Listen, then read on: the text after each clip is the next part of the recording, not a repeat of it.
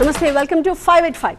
ఆ ఆరుగురు ఎవరో తెలియదు కానీ తెలంగాణ కాంగ్రెస్లో వాళ్లకు మాత్రం ఉగాది ఆఫర్ రాబోతోంది. వీళ్ళకే కాదు, పీసీసీ కార్యవర్గం నామినేటెడ్ పోస్టులు కలిపి కాంగ్రెస్లో తీన్ మార్క్ ఎలా ఉండబోతోంది ఈ బులెటిన్లో మనం చూడబోతున్నాం. ఇక మై డియర్ కలెక్టర్స్ అంటూ స్టార్ట్ చేసిన చంద్రబాబు కలెక్టర్ల ఫస్ట్ డే కాన్ఫరెన్స్ ముగించబోతున్నారు. ఇంతకీ జిల్లా సారథులకి బాబు చెప్పిందేంటి చూద్దాం. తెలంగాణలో ఎమ్మెల్యేల ఫిరాయింపు వ్యవహారం ముదిరి పాకాన పడింది. ఎమ్మెల్యేలు ఇచ్చిన ఒపీనియన్ తీసుకున్న కోర్టు ఇవాళ బీఆర్ఎస్ వాదనలు కూడా వింది. ఇంతకీ ఎమ్మెల్యేలు ఏమని వివరణిచ్చారు? బీఆర్ఎస్ ఆ వాదనల్లో ఏముంది? విశాఖ ఆక్సిజన్ టవర్స్ లో డోర్ డెలివరీలు బంద్ అయిపోయాయి. దీంతో అపార్ట్మెంట్ ఓనర్స్ విలవిలలాడిపోతున్నారు. సారీ, ఇకపై దాడులుండవు అని భరోసా కూడా ఇస్తున్నారు. మరి ఫుడ్ డెలివరీ బాయ్స్ ఓకే అంటారా? చూద్దాం ఈ బులెటిన్ లో. ఫిఫ్త్ అండ్ ఫైనల్ వన్, అమెరికాలో ఉంటున్న మీ వాళ్లకు అక్కడ గ్రీన్ కార్డ్ ఉందా? ఇక అమెరికా మనదే, మనం అమెరికాలో ఎన్నాళ్ళైనా ఉండిపోవచ్చు అనుకుంటున్నారా? రుకోజరా సబర్ కరో అంటూ ట్రంప్ ఓ అడ్వైజరీ ఇచ్చారు. అదేంటో ఫోకస్ చేద్దాం ఈ బులెటిన్ లో.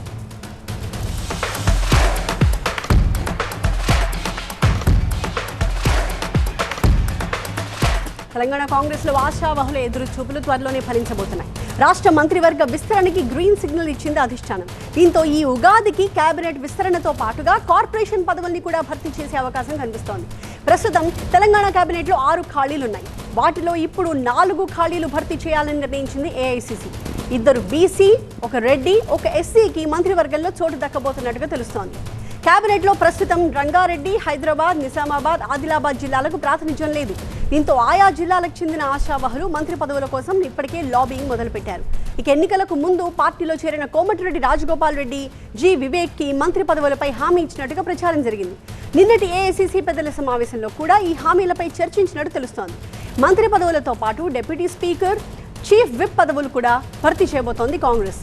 సామాజిక సమీకరణాలు, ప్రాంతీయ సమతుల్యతల్ని దృష్టిలో పెట్టుకుని మంత్రివర్గ విస్తరణ జరగబోతోంది. అసెంబ్లీ సమావేశాలు ముగిసిన వెంటనే విస్తరణ జరిపే అవకాశం కనిపిస్తోంది. కేబినెట్తో పాటుగా పీసీసీ కార్యవర్గం కూర్పుపై కూడా దృష్టి సారించింది ఏఐసీసీ. ఈ మేరకు కేసీ వేణుగోపాల్తో చర్చలు జరిపారు పీసీసీ చీఫ్ మహేష్ కుమార్ గౌడ్. 1 లేదా 2 రోజుల్లో పీసీసీ కార్యవర్గాన్ని ప్రకటించే అవకాశం ఉంది. పీసీసీలో 4 వర్కింగ్ ప్రెసిడెంట్లను నియమించాలని భావిస్తోంది కాంగ్రెస్ పార్టీ. ఆ 4 పదవులను మాదిగా, ముస్లిం, లంబాడా, రెడ్డి వర్గాలకు కేటాయించే అవకాశం ఉంది. 15 నుంచి 20 మంది సభ్యులను పార్టీ ఉపాధ్యక్షులుగా నియమించే ప్రతిపాదన ఉంది.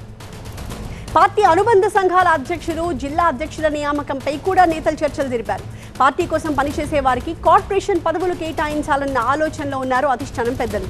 ఈ మేరకు రాష్ట్ర కోర్ కమిటీ నుంచి ఏఐసీసీ వివరాలు తీసుకుంది. ఇప్పటికే సీఎం రేవంత్ రెడ్డి, పీసీసీ అధ్యక్షుడు మహేష్ కుమార్ గౌడ్ నుంచి ఢిల్లీ పెద్దల అభిప్రాయాలు సేకరించారు.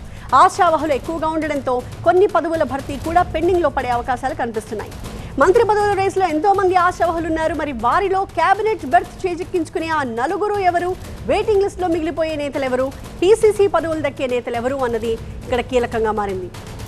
ఆ డీటెయిల్స్తో మా ప్రతినిధి ప్రభాకర్ లైవ్లో సిద్ధంగా ఉన్నారు. ప్రభాకర్, సో ఉగాది కల్లా చాలామంది చాలా ఆనందంగా ఉండే పరిస్థితి మనకు కనిపిస్తోంది. కొంతమంది నిరాశావహులు కూడా మిగిలిపోయే ఛాన్సెస్ కనిపిస్తున్నాయి. అయితే ప్రధానంగా మంత్రి పదవుల గురించి మాట్లాడుకుంటే ఆ 4 ఎవరు అన్నది క్లారిటీ వచ్చిందా? మిగిలిన 2 పేర్లు ఎప్పటికి తెలిసే అవకాశం ఉంది? రైట్, ఉగాదికి పదవుల పండుగ అనేది కన్ఫామ్గా అవుతుందనే చెప్పాలి. ఎందుకంటే నిన్న ఏఐసీసీ అధిష్టానం చాలా క్లియర్గా గ్రీన్ సిగ్నల్ ఇచ్చింది వీరికి. సో దానిలో భాగంగానే ఈరోజు ఇప్పటికే మంత్రులు డిప్యూటీ సీఎంతో పాటుగా ఉత్తమ్ కుమార్ రెడ్డి ఉదయాన్నే హైదరాబాద్ చేరుకున్నారు. పీసీసీ చీఫ్ అట్లాగే సీఎం మరికొద్ది సేపట్లో హైదరాబాద్ చేరుకుంటారు. ఏప్రిల్ 3వ తేదీ అనేది టెంటేటివ్గా మనకు అందుతున్న సమాచారం.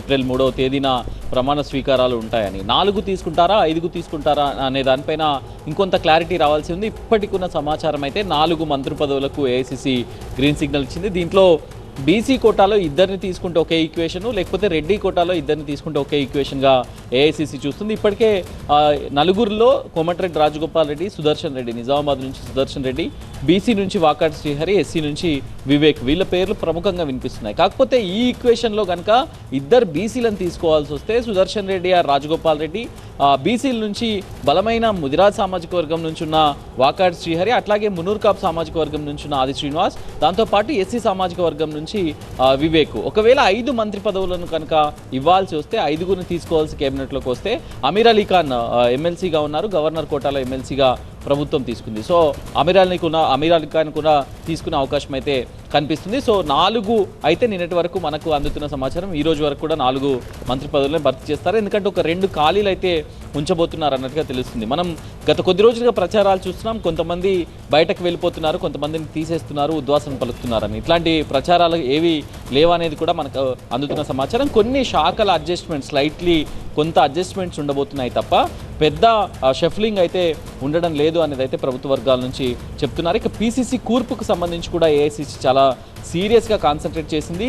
ఇప్పటికే పీసీసీ అధ్యక్షుడు ఎన్నికై నెలలు గడుస్తున్నా కూడా పీసీసీ కార్యవర్గం ఇంకా నియామకం కాలేదు కాబట్టి వర్కింగ్ ప్రెసిడెంట్కి సంబంధించి 4 వర్కింగ్ ప్రెసిడెంట్స్, అట్లాగే జనరల్ సెక్రటరీలు, వైస్ ప్రెసిడెంట్స్ వీటన్నింటినీ కూడా ఒక కంక్లూజన్కు తీసుకురావాలి అనే ఎక్సర్సైజ్ అయితే జరిగింది. నిన్న క్లియర్లీ దీనికోసమనే తెలంగాణ రాజకీయాల కోసం తెలంగాణ మంత్రివర్గం, అట్లాగే తెలంగాణకు సంబంధించిన పీసీసీ కార్యవర్గం, తెలంగాణలో రాజీవ్ సద్భావన యాత్ర ఇట్లాంటి దానికోసమనే నిన్న మీటింగ్ ఉంది కాబట్టి చాలా ఇంపార్టెంట్గా అయితే కాంగ్రెస్ పార్టీ తీసుకుంది, ప్రభుత్వం కూడా తీసుకుంది. ఇప్పటికే కొంతమందికి అయితే వాకిట్ శ్రీహరి అయితే కన్ఫామ్గా ఆల్రెడీ ప్రభుత్వ వర్గాలు చెప్తున్నాయి. ఇక ఇంకొక బీసీని తీసుకోవాల్సి వస్తే ఆది శ్రీనివాస్ పేరు కూడా కన్ఫామ్గా చెప్తున్నాయి. లేకపోతే బీసీని 2 రెడ్డి సామాజిక వర్గం నుంచి తీసుకుంటే బీసీ విప్పుగా ఉన్నారు ఇప్పుడు ఆది శ్రీనివాస్ను చీఫ్ విప్గా పంపే అవకాశం కనిపిస్తుంది. రంగారెడ్డి జిల్లాని ఏ రకంగా అకామిడేట్ చేస్తారో అనేది అయితే చూడాల్సి ఉంది. ఎందుకంటే రంగారెడ్డి జిల్లాకు ఉమ్మడి రంగారెడ్డి జిల్లాకి ఇప్పటికే స్పీకర్ ఇచ్చున్నారు కనుక దాంతోనే సరిపెడతారా లేకపోతే ఇంకొకరిని ఎవరైనా అకామిడేట్ చేస్తారా అనేది అయితే చూడాల్సి ఉంది. Prabhakar, thank you. ఇటుకి కలెక్టర్లతో మీటింగ్లో కూటమి ప్రభుత్వ విజన్ని చాలా క్లియర్ కట్గా వివరించారు సీఎం చంద్రబాబు. ప్రతి ఒక్కరికి ప్రజలే ఫస్ట్ ప్రయారిటీగా ఉండాలన్నారు. రాష్ట్రాన్ని అభివృద్ధి పథంలో నడిపేందుకు చిత్తశుద్ధితో పనిచేయాలని కలెక్టర్లకు సూచించారు. ప్రజా సంక్షేమం, ప్రభుత్వ పథకాల అమలులో అధికారులు బాధ్యతాయుతంగా ఉండాలంటూ దిశానిర్దేశం చేశారు. ఏప్రిల్ మొదటి వారంలో మెగా డిఎస్సీ ఉంటుందన్నారు సీఎం చంద్రబాబు. ఎస్సీ వర్గీకరణతోనే డిఎస్సీ భర్తీ జరుగుతుందని తెలిపారు. స్కూళ్లు ప్రారంభమయ్యేలోపు పోస్టింగ్లుంటాయన్నారు. అలాగే 3 విడతల్లో అన్నదాత సుఖీభవ నిధులు జమ చేస్తామని చెప్పారు. మే నుంచి తల్లికి వందనం అమలు కాబోతోందన్నారు. ఇప్పటికే వాట్సాప్ సేవల్ని తెచ్చి మంచి పురోగతి సాధించామన్న ఆయన త్వరలోనే మరో 350 సేవలు అందుబాటులోకి తెస్తామని వెల్లడించారు. ఈ నెలలోనే P4 విధానం అమలు కాబోతుందన్నారు. దానివల్ల 20 లక్షల మందికి ప్రయోజనం కలుగుతుందని తెలిపారు. అలాగే క్రైమ్లో జీరో టాలరెన్స్ ఉండాలన్న చంద్రబాబు శాంతి భద్రతలపై కలెక్టర్లు కూడా ప్రత్యేక దృష్టి పెట్టాలని సూచించారు. మా అసోసియేట్ ఎడిటర్ ఈశ్వర్ రెడీగా ఉన్నారు లైవ్లో ఫుల్ డీటెయిల్స్తో. ఈశ్వర్, ఏంటి మీటింగ్ సారాంశం ఏంటి? కలెక్టర్లకు ఏం సూచించారో సీఎం? ఆంధ్రప్రదేశ్ ప్రభుత్వం చాలా పెద్ద లక్ష్యాలను పెట్టుకుంది. ఒక దీర్ఘకాలిక లక్ష్యాలు కావచ్చు, లేకపోతే తాత్కాలిక లక్ష్యాలు కావచ్చు. 2047కి విజన్ ఒకటి ఏర్పాటు చేసుకుని ఆ దిశగా ప్రయాణం చేస్తుంది. అదే సమయంలో ఎవ్రీ ఇయర్తో పాటు 2029కి ఈ ప్రభుత్వం టర్మ్ ముగిసే సమయానికి 2029 సమయానికి కొన్ని లక్ష్యాలను పెట్టుకుంది. ఈరోజు ముఖ్యమంత్రి కలెక్టర్లని అడ్రస్ చేస్తూ చాలా కీలకమైన ఉపన్యాసాన్ని ఇచ్చారు ఆయన. ఎందుకంటే మీరు లోకల్గా రాష్ట్ర ప్రభుత్వానికి సంబంధించి ప్రజలకి క్షేత్రస్థాయిలో తీసుకెళ్లే ప్రధానమైన భాగంలో మీరు ఉంటారు కాబట్టి మీరు చాలా ప్రోయాక్టివ్గా ముందుకెళ్లాల్సిన అవసరం ఉంటుంది. చాలా అనేక అంశాల్లో రాష్ట్ర ప్రభుత్వం మీదే ఆధారపడవద్దు. కేవలం రాష్ట్ర ప్రభుత్వం తీసుకొచ్చిన పథకాలనే కాకుండా అక్కడ స్థానికంగా ఉన్న సహజ వనరులు కావచ్చు, లేకపోతే అక్కడ ఆదాయ వనరులను పెంచుకునే మార్గాలు ఏమైనా ఉంటే వాటిని కూడా ప్రభుత్వం దృష్టికి తీసుకురావాలి. కేవలం ప్రభుత్వం తీసుకొచ్చిన పథకాలను ఇంప్లిమెంట్ చేయడంతోనే మీ పని బాధ్యత సరిపోదు. కలెక్టర్లు సూపర్ పవర్ ఉన్న కలెక్టర్లు మీరందరూ సాధారణంగా ఇంత ఏజ్లో చిన్న ఏజ్లోనే మీరు కలెక్టర్లు అయినప్పుడు సిఎస్కి వచ్చే సమయానికి, చీఫ్ సెక్రటరీకి వచ్చే సమయానికి చాలా తక్కువ మందికి మాత్రమే అవకాశం ఉంటుంది. కలెక్టర్లుగా ఎవరైతే ఎఫెక్టివ్గా వర్క్ చేస్తారో వాళ్ళకి మాత్రమే సిఎస్గా అవకాశం ఉంటుంది. అలాగే మొత్తం వాళ్ళ టెన్యూర్లు మొత్తం మీద కలెక్టర్గా చేసిన కాలం మీదే వాళ్ళ భవిష్యత్తు ఆధారపడి ఉంటుంది. వాళ్ళకి ఉన్న మంచి పేరు కూడా వస్తుంది. కాబట్టి ఆ దిశగా మీరు ప్రతి క్షణం ప్రజలే ప్రధానంగా పెట్టుకొని వాళ్ళకి సేవలు అందించాల్సిన విషయాన్ని ఆయన చెప్పే ప్రయత్నం చేశారు. అలాగే ప్రభుత్వానికి సంబంధించి ఎలాంటి గోల్స్ ఉన్నాయి, ప్రభుత్వం ఇప్పటివరకు సాధించిన అచీవ్మెంట్స్ ఏంటి, భవిష్యత్తులో ప్రభుత్వం తీసుకెళ్లాల్సిన లక్ష్యాలు ఏంటి, వాటిని ఖచ్చితంగా వివరించే ప్రయత్నం చేశారు. మొత్తానికి పూర్తి స్థాయిలో జరుగుతున్న ఈ కలెక్టర్ల సమావేశానికి ఈరోజు కొంత ఫార్మేట్ కూడా మార్చడం జరిగింది. గతంలో ఈ కలెక్టర్ల కాన్ఫరెన్స్ అంటే సాధారణంగా ఈ ప్రిన్సిపల్ సెక్రటరీస్ ఆయా శాఖలకు సంబంధించిన కార్యదర్శులు మాత్రమే వాళ్ళు తీసుకొచ్చిన కొత్త పథకాల గురించి కలెక్టర్లకి వివరించేవాళ్ళు. అక్కడ ఉన్న ఏదైనా ఇబ్బందులు ఉంటే మాత్రమే కలెక్టర్లు వాళ్ళకి సంబంధించి ఆ డౌట్స్ ఉంటే వాటిని మాత్రమే అడిగేవాళ్ళు, లేకపోతే వాళ్ళకున్న స్థానికంగా ఉన్న ఇబ్బందులు మాత్రమే వివరించేవాళ్ళు. కానీ ఈసారి ఆ సిస్టంలో చేంజ్ తీసుకొచ్చే ప్రయత్నాన్ని చేస్తున్నారు. ఈరోజు ఇంకా ప్రారంభం కాలేదు కానీ ఇప్పటి వరకు రాష్ట్ర ప్రభుత్వ రాధమ్యాలని రాష్ట్ర ప్రభుత్వం ఏదైతే ఫ్లాగ్షిప్ ప్రోగ్రామ్స్ని పెట్టుకుందో ఎట్లాంటి వాటిని ముందుకు తీసుకెళ్ళాలి, ఎలా వెళ్ళాలో నిర్దేశించే ప్రయత్నాన్ని మాత్రమే చేస్తున్నారు. మరి కాసేపట్లో కలెక్టర్ల నుంచే ప్రజెంటేషన్స్ ప్రారంభమవుతాయి. ఈరోజు 7 జిల్లాల కలెక్టర్లు వాళ్ళ ప్రజెంటేషన్స్ ఇస్తారు.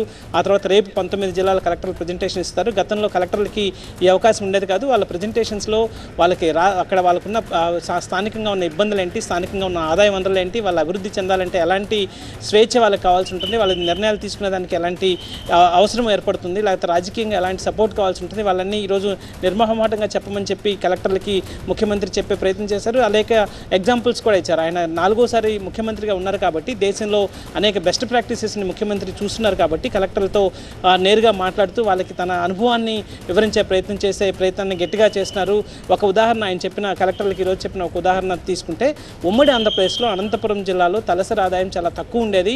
ఉమ్మడి ఆంధ్రప్రదేశ్కి సంబంధించిన రెవెన్యూలో వచ్చిన రెవెన్యూని అనంతపురం జిల్లాకి అదనంగా కేటాయించాల్సిన అవసరం వచ్చేది. కానీ రాష్ట్రం విభజన తర్వాత అక్కడ కియా కానీ లేకపోతే ఇతర పరిశ్రమలు వచ్చిన నేపథ్యంలో ఇప్పుడు మొత్తం ఆంధ్రప్రదేశ్ రాష్ట్రంలో అత్యంత తలసరి ఆదాయం ఎక్కువగా ఉన్న జిల్లాగా అనంతపురం ఉంది. అక్కడ దాదాపు 2,33,000 రూపాయల తలసరి ఆదాయం ఉంది. ఆ తర్వాత పుట్టపర్తి సాయిబాబా సత్యసాయి జిల్లా అక్కడ second highest per capital income ఉన్న జిల్లాగా ఉంది. సో ప్రస్తుతం అప్పట్లో గోదావరి జిల్లాలో పెద్ద ఎత్తున ఇట్లాంటి పర్ క్యాపిటల్ ఇన్కమ్ ఎక్కువ ఉండేది. కానీ ఇప్పుడు వీటిని దాటి అనంతపురం ముందుకు వెళ్ళింది. సో అక్కడ స్థానికంగా ఉన్న వనరులను వినియోగించుకొని అట్లాంటి పరిశ్రమలు ఏర్పాటు చేయడం కావచ్చు, లేకపోతే అక్కడ స్థానికంగా ఎట్లాంటి వనరులు ఉంటాయో వాటిని వినియోగించుకుంటే ఎలా ముందుకు వెళ్లాల్సి ఉంటుందో చెప్పే ప్రయత్నాన్ని ఆయన ఎగ్జాంపుల్గా చెప్పారు. సో మొత్తానికి 2047కి ఒక టార్గెట్, అలాగే అప్పుడు దాకా అది సుదీర్ఘమైన ప్రణాళికలను అది పెట్టుకున్నారు. అంతకంటే ముందు ఆయన కొన్ని 2029కి చేయాల్సిన పనులు కూడా వివరిస్తూ కలెక్టర్లని ముందుకు తీసుకెళ్లే ప్రయత్నం చేశారు. ఈరోజు కొద్దిసేపటి క్రితమే కలెక్టర్ ప్రజెంటేషన్ కూడా ప్రారంభమైంది. ఈరోజు రేపు కలెక్టర్ ప్రజెంటేషన్ ఉంటుంది. రేపు సాయంత్రం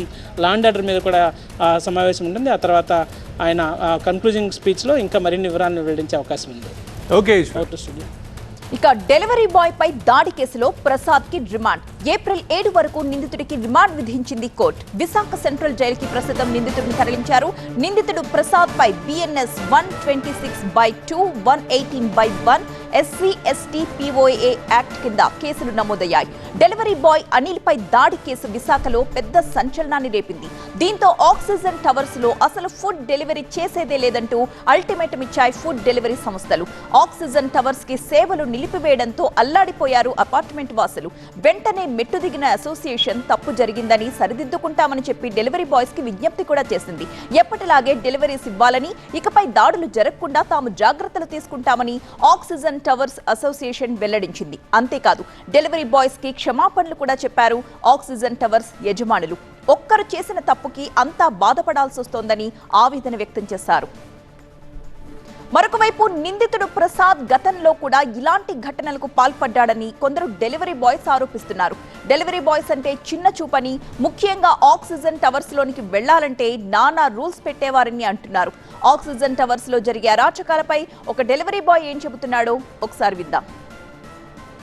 దీనికి ప్రీవియస్గా కూడా సేమ్ అదే పర్సన్ ఒక నియర్లీ 1 year బిఫోర్ కూడా same Swiggy or Zomato person ఆ అబ్బాయిని ఇదే స్పాట్లో కొట్టారు. మేడం నువ్వేనారా డెలివరీ, నువ్వేనారా నా ఫోన్లో మాట్లాడేది, అలా మాట్లాడతావు అని చెప్పేసి కంటిన్యూగా 20 slaps మేడం.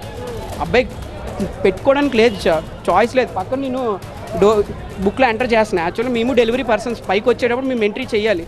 ఎంట్రీ చేస్తున్నాము, కొట్టేస్తున్నాడు. మీకు ఇక్కడ రూల్స్ తెలియదు మేడం. ఫ్లాట్ ఓనర్స్ లిఫ్ట్ మేము యూజ్ చేయకూడదు, ఇక్కడి నుంచి వెళ్ళకూడదు, కింద నుంచే వెళ్ళాలి. వాళ్ళ ఫ్లాట్గా ఒకవేళ ఓనర్స్ యూజ్ చేస్తే 500 రూపీస్ ఫైన్.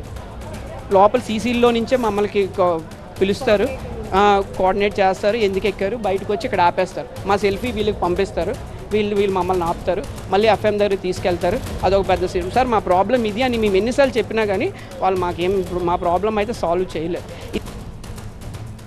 మా ప్రతినిధి ఖాజా మరింత సమాచారం అందిస్తారు. ఖాజా, డెలివరీ బాయ్ పై కూడా ఇంటి పని మనిషి కేసు పెట్టింది కదా, దీనికి సంబంధించి పోలీసుల విచారణ ఎంతవరకు వచ్చింది? అయితే ఈ ఇష్యూలో ఫస్ట్ విక్టిమ్ డెలివరీ బాయే కాబట్టి ఆ కేసులో పూర్తి స్థాయిలో పోలీసులు పకడ్బందీగా దర్యాప్తు చేశారు. అయితే ఈ 21వ తేదీన జరిగిన ఈ ఘటనకు సంబంధించి పూర్తి ఆధారాలు సేకరించారు. అక్కడ స్పాట్లో సీసీ కెమెరాలతో పాటు అక్కడ సెక్యూరిటీ గార్డులు, దీంతోపాటు ఇరుగు పొరుగు ఫ్లాట్ ఓనర్స్తో పాటు అక్కడ పని మనిషి స్టేట్మెంట్ కూడా రికార్డ్ చేశారు. మరోవైపు ఈ నిందితుడు ఎవరైతే పాండ్రంగి ప్రసాద్ ఉన్నారో అతన్ని కూడా స్టేట్మెంట్ రికార్డ్ చేసి అసలు ఆ రోజు ఎందుకు ఇంతలా దాడికి చేయాల్సి వచ్చిందని దానిపై పోలీసులు పూర్తి స్థాయిలో కూపిలాగారు. కేవలం పని మనిషితో దురుసుతో ప్రవర్తించడం వల్ల ఆ తర్వాత ఓనర్నైనా ప్రసాద్ కలెక్ట్ చేసుకొని అతన్ని అడ్డగించి మరి అతనిపై దాడి చేసిన ప్రయత్నం చేసేసరికి ఆ బాధితుడు ఎవరైతే వాసుదేవ్ కుమార్ అలియాస్ అనిల్ ఎవరైతే ఉన్నారో అతను 29వ ఫ్లోర్ నుంచి స్టైర్స్ పైన మెట్లపై నుంచి లిఫ్ట్ అడ్డగిస్తే స్టైర్ పై నుంచి ఒక్కొక్క మెట్టు దిగి ఆయన ప్రాణభయంతో కింద వరకు దిగాడు. అయితే అయినా సరే అతన్ని అడ్డగించాలని నిందితుడు ప్రసాద్ సెక్యూరిటీ గార్డ్కి ఆదేశాలు సూచించి ఆ తర్వాత కిందకు వచ్చి సెక్యూరిటీ గార్డ్ పట్టుకున్న వాళ్ళ సమక్షంలో గదిలోకి తీసుకెళ్లి తీవ్రంగా కర్రతో దాడి చేయడంతో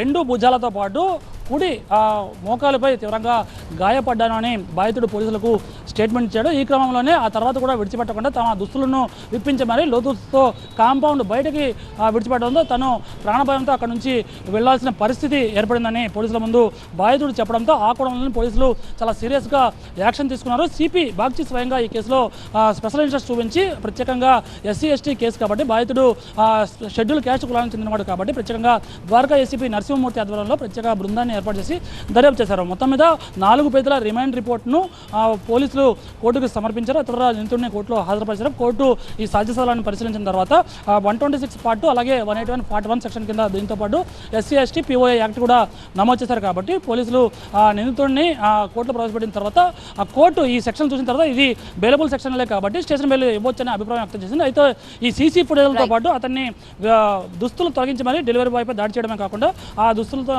వ్యవస్థలను చేసి ఆ లోదుస్తులతో బయట పంపించాడు కాబట్టి దాన్ని సీసీ ఫుటేజ్ చూపించడంతో కోర్టు దీన్ని తీవ్రంగా పరిగణించింది. ఇది హేయమైన చర్య కాబట్టి వెంటనే ఆ నిందితుడికి ఏప్రిల్ 7వ తేదీ వరకు రిమాండ్ విధించింది కోర్టు. దీంతోపాటు మరోవైపు ఆక్సిడెంట్ అవసరం దాదాపుగా 600 ఫ్లాట్లు ఉన్నాయి 2 బ్లాకుల్లో. ఆ బ్లాకులన్నిటికీ కూడా డోర్ డెలివరీని సేవలను డెలివరీ బాయ్స్ నిలిపివేశారు. వెంటనే క్షమాపణలు చెప్పే వరకు తాము డోర్ డెలివరీ చేసేది లేదు. గతంలో కూడా అనేక దాడులు జరిగాయి కాబట్టి వెంటనే ఫ్లాట్ ఓనర్స్ ఎవరైతే ఉన్నారో తమకు ప్రత్యేకమైన వస్తువులు భద్రతకు భరోసా ఇస్తేనే మేము డోర్ డెలివరీ చేస్తామని తెగేసి చెప్పడంతో ఇప్పుడు క్షమాపణలు చెప్పే పరిస్థితికి ఆక్సిడెంట్ టవర్స్ యజమానులు ఉన్నారు. మొత్తం మీద ఈ కేసుకు సంబంధించి పూర్తి స్థాయిలో దర్యాప్తు జరిగి నిందితుడు రిమాండ్కి వెళ్ళాడు. మరోవైపు డెలివరీ బాయ్స్ కూడా ఫ్లాట్ ఓనర్స్కు డోర్ డెలివరీ చేసేందుకు నిరాకరిస్తున్నారు. Right, thank you Khaja. ఇక నెక్స్ట్ స్టోరీ చూద్దాం. తెలంగాణలో ఎమ్మెల్యేల ఫిరాయింపుల కేసు వెరీ ఇంట్రెస్టింగ్ గా మారింది. పిటిషనర్ల తరపున వాదనలు విన్న సుప్రీంకోర్టు పార్టీ ఫిరాయింపులకి వార్షికోత్సవం అయిందా అంటూ ఆగ్రహం వ్యక్తం చేసింది. కేసుని ఏప్రిల్ 2కు వాయిదా వేస్తున్నట్టుగా ప్రకటించింది. ఇక ఆ రోజే ప్రతివాదుల వాదనలు వినే అవకాశాలు కూడా ఉన్నాయి. దీంతో ఏప్రిల్ 2న ఏం జరగబోతోంది? ఇవాళ ఫుల్ సీరియస్ గా స్పందించిన న్యాయస్థానం నెక్స్ట్ ఎలాంటి తీర్పు ఇవ్వబోతుందనేది ఉత్కంఠ నెలకొంది. కౌశిక్ రెడ్డి తరపున సుందరం, కేటీఆర్ తరపున శేషాద్రి నాయుడు న్యాయస్థానంలో వాడివేడిగా వాదనలు వినిపించారు. ఇక దానం నాగేందర్ బీఆర్ఎస్ ఎమ్మెల్యేగా ఉంటూనే కాంగ్రెస్ టికెట్పై లోక్సభ ఎన్నికల్లో పోటీ చేశారని సుప్రీం దృష్టికి తీసుకెళ్లారు. లోక్సభ ఎన్నికల్లో ఓడిపోయాక కూడా దానం ఎమ్మెల్యేగా కొనసాగుతున్నారని, అయినా ఇప్పటి వరకు స్పీకర్ ఎలాంటి నోటీసులు ఇవ్వలేదని తెలిపారు. తమ ఫిర్యాదుపై స్పందించేందుకు స్పీకర్ విముఖంగా ఉన్నారని కోర్టుకు తెలిపారు. అందుకే హైకోర్టుని ఆశ్రయిస్తే ఎమ్మెల్యేలపై విచారణ జరిపేందుకు 4 వారాల్లో షెడ్యూల్ ఖరారు చేయమని సింగిల్ జడ్జి తీర్పునిచ్చారని కూడా సుప్రీం దృష్టికి తెచ్చారు పిటిషనర్ తరపు అడ్వకేట్స్. పూర్తి అప్డేట్స్ అందించడానికి మా అసోసియేట్ ఎడిటర్ మహాత్మా సిద్ధంగా ఉన్నారు. మహాత్మా, ముఖ్యంగా ఈ కేసులో తీర్పు ఆలస్యం కావడం గల కారణాలేంటి? ఈ ఎఫెక్ట్ తెలంగాణ రాజకీయాలపై ఏ విధమైన ప్రభావం చూపే అవకాశం ఉంది? ఇక 2న ప్రత్యర్థుల వాదనలు ఏ విధంగా ఉండబోతున్నాయి? ఒకవేళ కోర్టు అనర్హతపై అనుకూలంగా తీర్పునిస్తే ఆ ఎఫెక్ట్ కాంగ్రెస్ ప్రభుత్వంపై ఏ విధంగా ఉండే అవకాశాలున్నాయి? ముఖ్యంగా ఇక్కడ ఈరోజు జరిగిన వాదోపవాదాల్లో పిటిషనర్ల తరపున వాదనలు వినిపిస్తూ న్యాయస్థానానికి ఉన్న పరిధులు, స్పీకర్ నిర్ణయాధికారంలో కావచ్చు లేకపోతే స్పీకర్ పరిధిలోకి న్యాయస్థానం ఎంత మేర జోక్యం చేసుకోవచ్చు అన్న దాని మీదనే సుదీర్ఘంగా వాదనలు జరిగాయి. పిటిషనర్ల తరపున ఇటు అంటే పాడి కౌశిక్ రెడ్డి తరపున ఆర్యామ సుందరం వాదనలు వినిపించగా కేటీఆర్ తరపున శేషాద్రి నాయుడు సుదీర్ఘంగా వాదనలు వినిపించారు. ఈ ఇద్దరు లేవనెత్తిన అంశం ఈ 10 మంది ఎమ్మెల్యేల పార్టీ ఫిరాయింపుల వ్యవహారంలో వారి మీద ఫిర్యాదు చేసినప్పటికీ స్పీకర్ వైపు నుంచి యాక్షన్ లేకపోవడాన్నే ప్రధానంగా లేవనెత్తారు.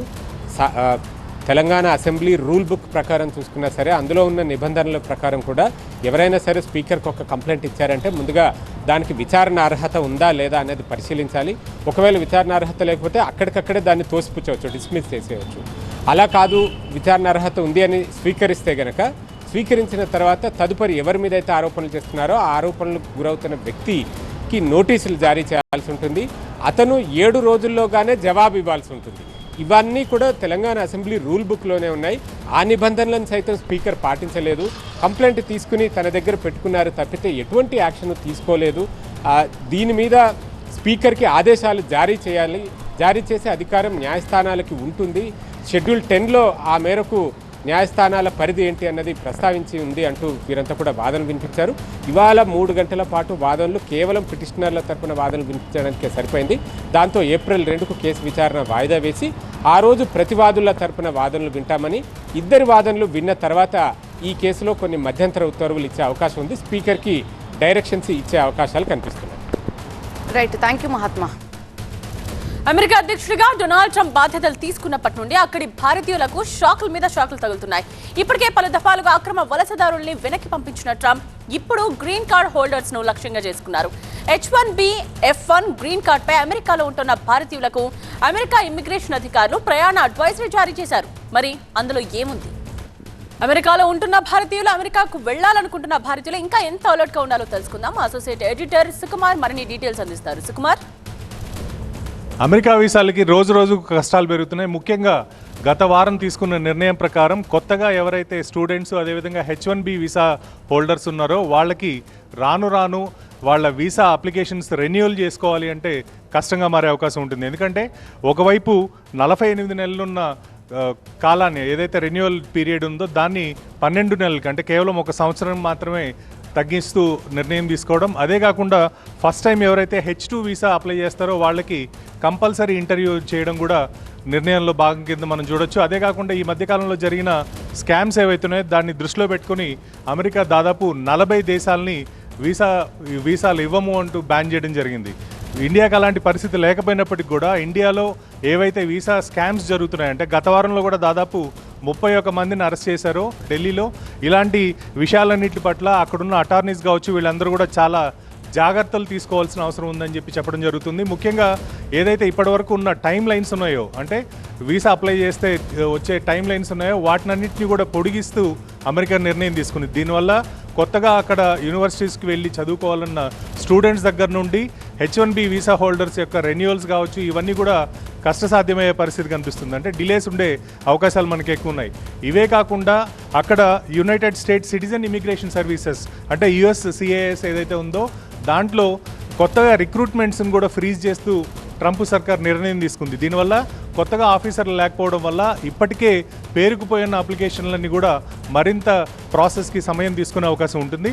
ఇది కాకుండా కొత్తగా గ్రీన్ కార్డ్ హోల్డర్స్ ఎవరైతే ఉన్నారంటే గ్రీన్ కార్డ్ ఒకసారి వస్తే పూర్తిగా వాళ్ళకి సిటిజన్షిప్ మాకు చాలా దగ్గరగా ఉన్నామని ఎవరైతే ఫీల్ అవుతున్నారో వాళ్ళందరికీ కూడా ఒక షాకింగ్ న్యూస్ లాగా వాళ్ళ ఎగ్జిస్టింగ్ సోషల్ మీడియా అకౌంట్స్ కావచ్చు వీటిని అన్నింటినీ లింక్ చేస్తూ అందులో ఏవైనా పొలిటికల్ సైడ్ కానీ లేకపోతే ఇలాంటి ఇతర దేశాలకు సంబంధించిన విషయాల్లో జోక్యం చేసుకుంటూ పోస్టులు చేయడం ఇలాంటి వాటిని కూడా చాలా కఠినంగా చూస్తున్న పరిస్థితి. ఇలా ఉంటే కనుక వాళ్ళ గ్రీన్ కార్డ్ క్యాన్సిల్ చేస్తాము అని కూడా ట్రంప్ సర్కార్ చాలా క్లియర్గా చెప్తుంది. సో ఎవరైతే గ్రీన్ కార్డ్ హోల్డర్స్ అదేవిధంగా H1B అదేవిధంగా స్టూడెంట్ వీసా హోల్డర్స్ ఉన్నారో వీళ్ళు విదేశాలకు వెళ్ళాలంటే చాలా జాగ్రత్తలు తీసుకోవాలి. మళ్ళీ దేశంలోకి రావాలి అంటే మాత్రం చాలా కష్టంగా ఉంటుందని చెప్పి అక్కడ అటార్నీస్ చెప్తున్న పరిస్థితి మనకు కనిపిస్తుంది. రైట్ సుకుమార్, ఇది 5/5 బ్రేక్ చూస్తూనే ఉండండి TV9.